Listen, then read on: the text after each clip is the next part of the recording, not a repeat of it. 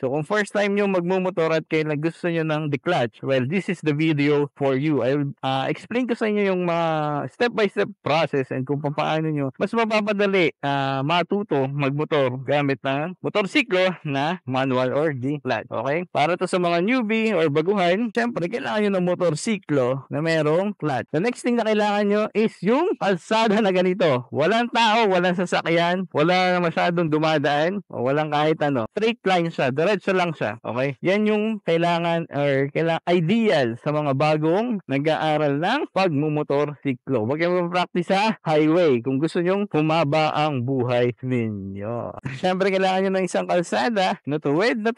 O di kaya naman isang subdivision, isang daan na kung saan kukunti yung dumadaan na sasakyan.